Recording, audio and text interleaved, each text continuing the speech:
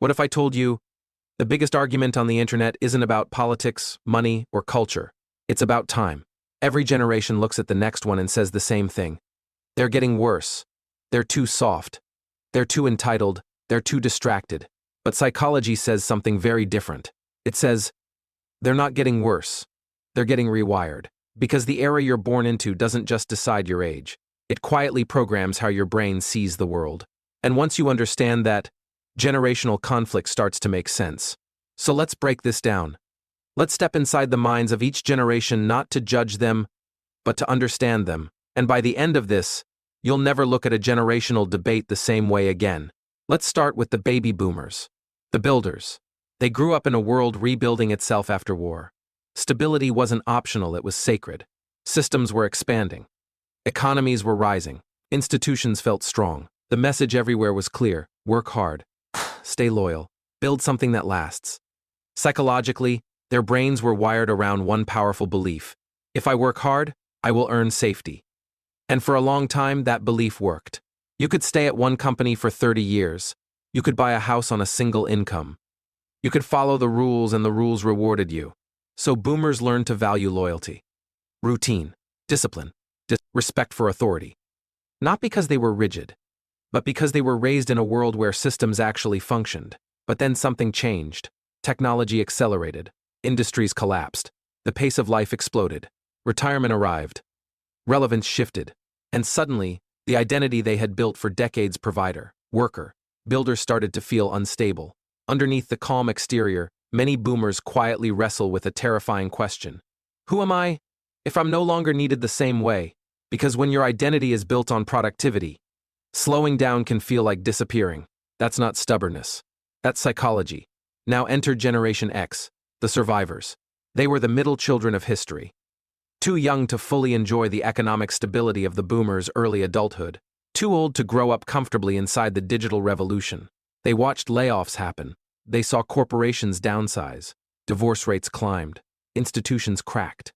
And the message they absorbed early was simple: no one is coming to save you. So they became self-reliant, independent, emotionally guarded. Psychologically, Gen X developed adaptability and armor. They learned to handle things alone. They don't easily trust trends, hype, or promises because they've seen too many fall apart. If boomers built the systems, Gen X learned how to survive when those systems failed. They don't advertise their struggles. They don't dramatize their stress. They just deal with it. But that strength comes at a cost. Emotional isolation. Reluctance to ask for help, carrying weight quietly. They became strong because they had to, not because it was trendy. Then came Millennials, the dreamers. This generation was raised on optimism. You can be anything. Follow your passion. Dream big. They were told the world was open to them. And then right as they entered adulthood, the 2008 financial crisis hit. Jobs disappeared. Debt skyrocketed.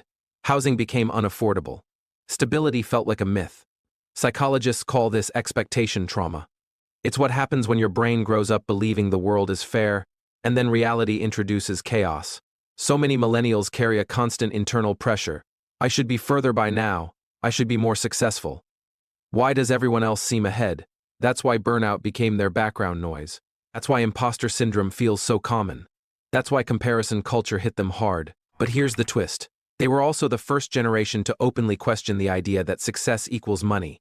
They began chasing meaning over salary, purpose over prestige, freedom over stability. They don't just want to survive. They want to feel alive. They became the bridge between the old industrial world and the digital one. But bridges aren't stable places to stand. So they search for purpose, for alignment, for something that finally feels like enough. Now we step into Generation Z, the hyperware. This is the first generation that didn't discover the internet. They grew up inside it.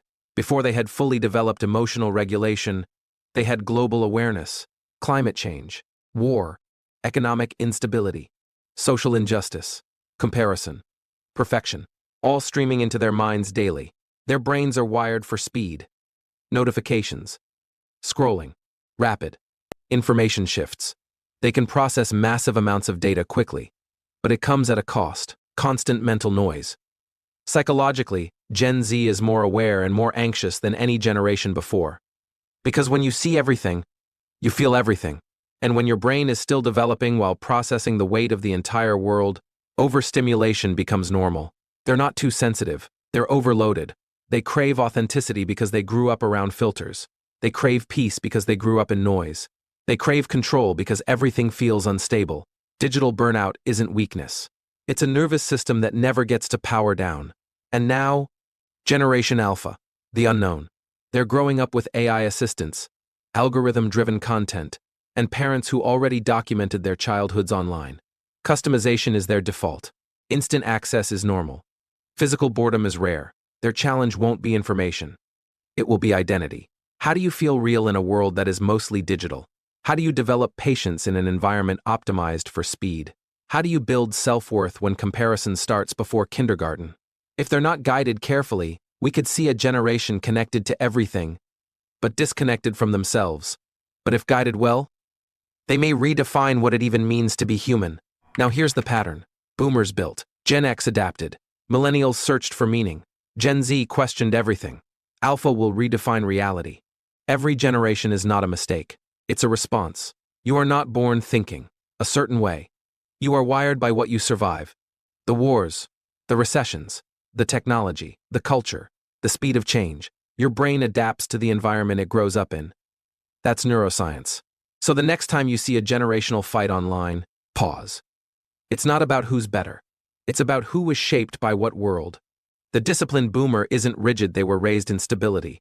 The guarded Gen Zer isn't cold, they were raised in uncertainty. The anxious millennial isn't weak, they were raised in broken promises. The overwhelmed Gen Zer isn't dramatic, they were raised in constant exposure. The distracted alpha won't be lost, they'll be navigating a world we barely understand yet. Different wiring, different survival strategies, same human brain trying to adapt.